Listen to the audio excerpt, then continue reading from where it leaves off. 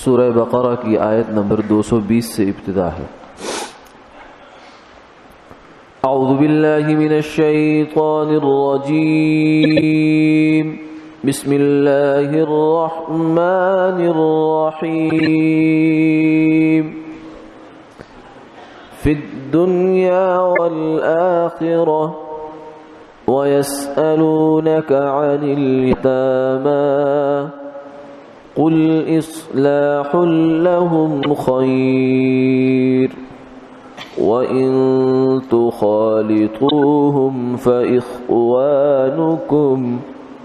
وَاللَّهُ يَعْلَمُ الْمُفْسِدَ مِنَ الْمُصْلِحِ وَلَوْ شَاءَ اللَّهُ لَأَعْنَتَكُمْ ان اللہ عزیز حکیم۔ صدق اللہ العظیم۔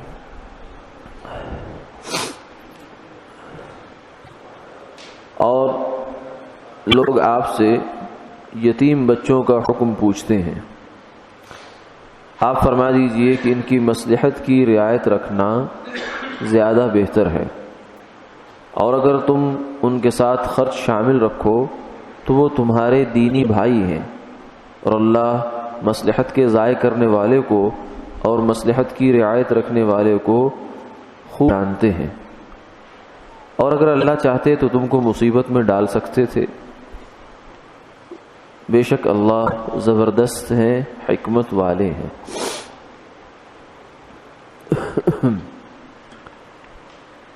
عرب معاشرت میں یہ دستور تھا کہ جب کوئی بچہ یتیم ہو جاتا تھا، یعنی نابالغی کی حالت میں، ناسمجھی کی حالت میں اس کا والد فوت ہو گیا ہے اور اب وہ کسی رشتہ دار کی کفالت میں ہے، تو یہ لوگ اس کو، معاشرہ اس کو کفیل بن جایا کرتا تھا، اور یہ معاشرتی ایک ذمہ داری سمجھی جاتی تھی۔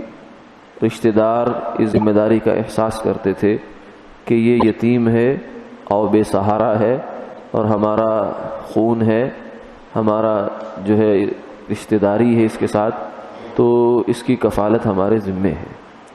اگر اس کا کچھ مال ہوتا تھا تو بھی ٹھیک، نہیں بھی ہوتا تھا تو پھر بھی بہرحال اس کی کفالت لوگ کیا کرتے تھے۔ تو اب بھی ماضی قریب تک ہمارے ہاں بھی یہ طور رہا ہے کہ معاشرہ اس کو اپنے فرائض میں شامل سمجھتا تھا کہ اپاہج یتیم بھی، نادار بھی، اپاہج، کمزور، بیوہ اور اس قسم کے جو افراد ہوتے ہیں معاشرے میں، ان کی کفالت اپنی ذمہ داری سمجھی جاتی ہے۔ فیملی سب سے پہلے اس کو سمجھتی ہے، ورنہ پھر اڑوس پڑوس کے لوگ اس کو سمجھتے ہیں کہ ہماری ذمہ داری ہے۔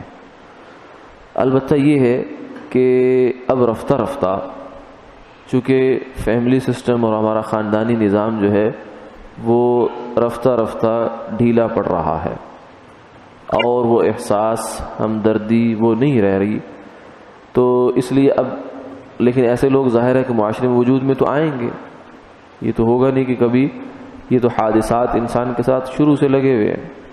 یتیم بھی ہوں گے بچے، اور عورتیں بیوہ بھی ہوں گی، لوگ اپاہج اور معذور بھی ہوں گے، تبھی ان کی ذمہ داری کون اٹھائے گا؟ تو بعض دفعہ اس کا حل یہ سوچا جاتا ہے، یورپ وغیرہ میں یہ سوچا گیا کہ اس کے لیے ادارے قائم کر دیے گئے، یتیم خانہ اور جو ہے وہ اولڈ ہوم اور جو ہے وہ ڈے کیئر سینٹر، اس قسم کے ادارے کہ جو معاشرے کی ذمہ داری تھی، فیملی اور خاندان کی ذمہ داری تھی، وہ اداروں نے اپنے سر لے لی۔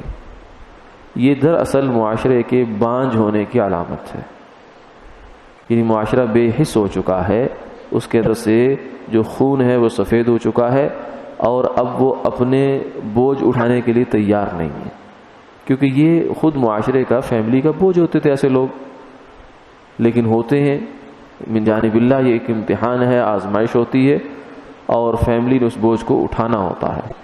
تو یہ فیملی ہی اٹھائے، خاندان اٹھائے تو اچھا ہوتا ہے، بجائے اس کے کہ اس کی کفالت جو ہے وہ ریاست اپنے ذمے لے یا ادارے اپنے ذمے لے، کیونکہ وہ بظاہر بڑا خوشنما معلوم ہوتا ہے، لیکن آگے اس کے جو نتائج ہیں وہ بہت بھیانک اور خطرناک ہیں۔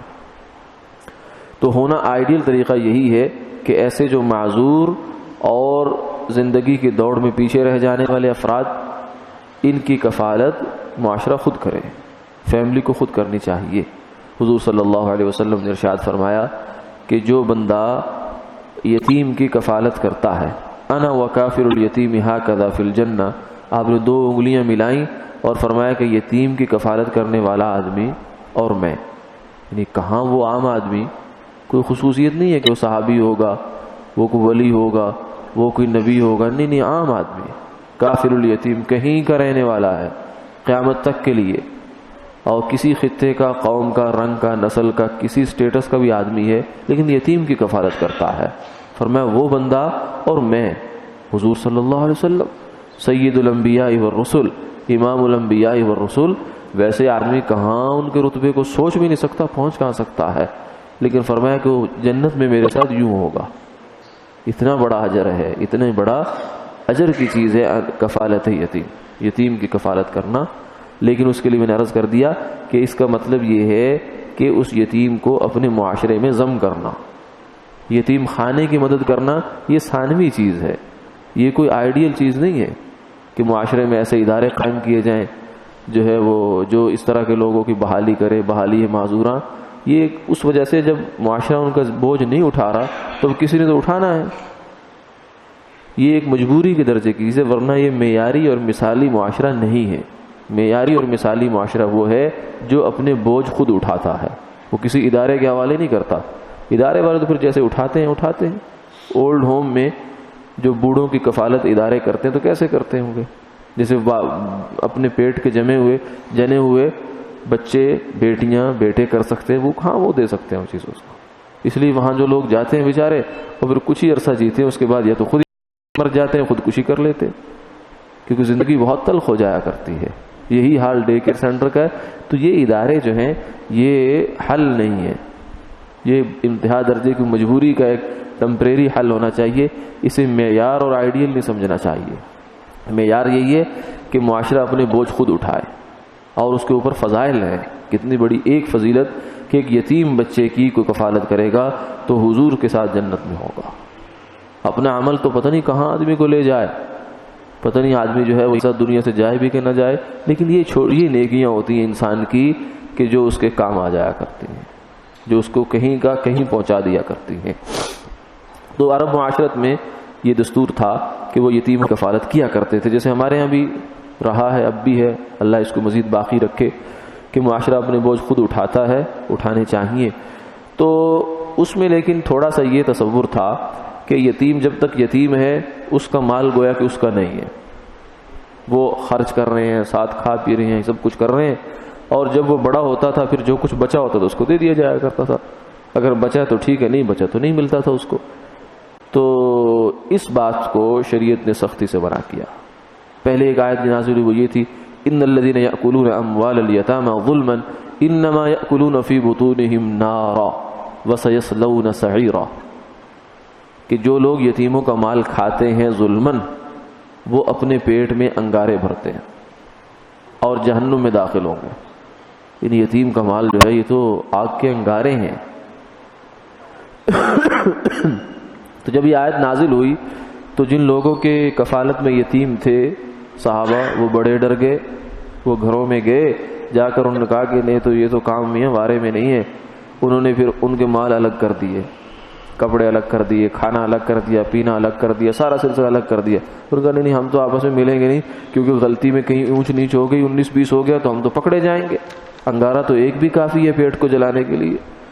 تو اب کچھ عرصہ تو چلے، لیکن اس میں پھر مسائل آگے شروع ہو گئے کہ اب بچے کا سالن الگ پک رہا ہے، اس کی ہانڈی الگ پک رہی ہے، اسی کے مال سے اس کی پک رہی ہے، اور اس نے جتنا کھایا کھایا، نہیں کھایا اس کے بعد رکھا ہوا ہے، وہ گل رہا ہے، سڑ رہا ہے، کچھ بھی ہو رہا ہے۔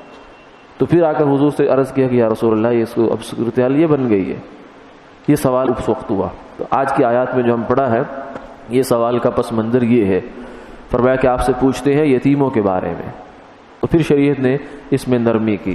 یہ بھی ایک انداز تربیت ہوتا ہے کہ پہلے کسی کام میں اگر بے اعتدالی ہو رہی ہے تو اس کو سختی سے منع کیا جاتا ہے، مکمل روک لگا دو، پھر جو اس کی جائز حد ہوتی ہے پھر دوبارہ اس کو متعین کر دیا جاتا ہے۔ ورنہ اگر شروع ہی سے اس کو ڈھیلے انداز سے لیا جائے تو پھر معاملہ قابو میں نہیں آتا. جیسے شراب حرام ہوئی تو شراب حرام ہوئی، پھر ساتھ میں وہ برتن کے جو شراب کے لیے عموماً استعمال ہوتے تھے، وہ برتنوں میں تو کوئی مسئلہ نہیں تھا، لیکن شریعت کا نہیں، ان میں پانی بھی نہیں پینا، ان کو استعمال ہی نہیں کرنا، ان کو چھوڑ دو. جب ایک عرصہ گزر گیا، سمجھا کہ اب ان برتنوں کے ساتھ ان کی مناسبت ختم ہو گئی ہے، تو پھر دوبارہ حکم واپس آ گیا. تو یہ شریعت مختلف احکامات میں ایسے انداز اپناتی ہے، یہ تربیت کا ایک انداز ہے. تو پہلے سخت حکم دیا اور پھر اس کو نرمی دی اس کے اندر. فرمایا کہ قل اصلاح لہم خیر، کہ ان کے ساتھ اگر تم جو ہے مصلحت کی رعایت کرتے ہو تو یہ بہتر ہے. پھر آگے کیا فرمایا، وَإِن تُخَالِطُوهُمْ فَإِخْوَانُكُمْ، کہ اب اس طریقے سے الگ الگ لے کر چلنا یہ تو بہت مشکل ہو جائے گا. تو پھر جن چیزوں میں تو الگ رکھنا ممکن ہے، مثلا اس کا پیسہ ہے، اس کی کوئی جائیداد ہے، کوئی پراپرٹی ہے، اس کو تو آپ کے اپنے ساتھ مکس کرنے کی کوئی ضرورت نہیں ہے، وہ الگ رکھیں اس کو. اگر وہ ویسے محفوظ ہو سکتا ہے تو محفوظ کریں اس کو، کسی اچھی انویسٹمنٹ میں اس کو لگایا جا سکتا ہے وہاں لگا دیا جائے جہاں اس کا رسک کم سے کم ہو، اور اسی طریقے سے اگر اس کا نقدی ہے تو اس کو بھی محفوظ رکھا جائے. لیکن جو کھانے پینے کی چیزیں ہیں، اس طرح کی چیزیں ہیں، تو اس میں یہ ہے کہ پھر اختلاط ضرور ہو جائے گا. ایک گھر میں رہتے ہوئے، ایک چھت کے نیچے رہتے ہوئے ممکن نہیں رہے گا ایک ایک چیز کو الگ کرنا. تو فرمایا اس میں اختلاط کی گنجائش ہے. وَإِن تُخَالِطُوهُمْ، اگر تم ان کو آپس میں ملا لیتے ہو کھانے پینے کے معاملے میں ضروری حد تک، فَإِخْوَانُكُمْ، تو تمہارے بھائی ہیں. یعنی اتنی شریعت نے گنجش دی. وہ جو پہلے ایک تصور تھا کہ یتیم کے مال کو جب تک یتیم بالغ نہیں ہوتا اس وقت تک شیر مادر سمجھنا کا، وہ ختم ہو گیا. اب صحابہ ڈر گئے اور پھر تھوڑی سی گنجائش دی کہ اس طریقے سے کر سکتے ہو. لیکن ساتھ ہی یہ فرمایا وَاللَّهُ يَعْلَمُ الْمُفْسِدَ مِنَ الْمُصْلِحِ، کہ یہ وہ چیزیں ہوتی ہیں جن میں کوئی لگی بندی، حد بندی نہیں ہوتی. کہہ سکتے آپ کچھ کہ کتنا اس کا ملایا جائے، کتنا اپنا ملایا جائے، اس میں آدمی تقریبی اندازہ ہو سکتا ہے، قریب قریب کوشش اپنے خیال سے یہی کرے، احتیاطی کرے، لیکن پھر بھی 19-20 اونچ نیچ ہو جایا کرتی ہے. لیکن بدنیتی سے نہ ہو. یعنی یتیم کا مال اس لیے اپنے ساتھ زیادہ ملا دیا، اس کا بھی آٹا رکھا ہے، اپنا بھی آٹا رکھا ہے، زیادہ اس کا ملا دیا، اپنا تھوڑا ملا دیا، تو یہ تو افساد ہے، اصلاح نہیں ہے. اگر وہ 2 روٹیاں کھاتا ہے، 1 روٹی کھاتا ہے تو آپ اتنا ہی آٹا اس کا ملا لیں. اس میں سے پھر اس نے اگر 2 نہیں کھائی، آدھی کھا لی، تو باقی جو چلو 1-1.5 بچی، یہ تم کھا لو، یہ گنجائش ہے. کیونکہ ابھی فی الحال یہ تمہاری نیت خراب نہیں تھی اس کے اندر. لیکن اگر شروع ہی سے نیت خراب تھی، اس کا زیادہ ملا لو مال اور اپنا کم کر لو، تو پھر فرمایا واللہ یعلم، کہ دنیا میں تو تمہیں شاید کوئی نہ پکڑ پائے لیکن اللہ جانتے. واللہ علیم بذات الصدور یعلم خائنۃ الاعین وما تخفی الصدور، دلوں میں جو کچھ بھی ہے وہ اللہ جانتے ہیں، نیت انسان کی کیا ہوتی ہے تو اس کو جانتا ہے. واللہ یعلم المفسد من المصلح. اور اسی آیت شریفہ سے جو ہے اصلاً تو یہ یتیم کا مسئلہ تھا، لیکن بہت سارے مسئلے اور حل ہو گئے. جیسے اب کئی لوگ اکٹھے جاتے ہیں، گروپ والے حج پر جا رہے ہیں، جماعت میں جا رہے ہیں، یا کسی جگہ کچھ لوگ اکٹھے ہو جاتے ہیں، اپنا کچھ مال پیسہ اکٹھا کر لیتے ہیں کہ اس سے خرچہ کریں گے.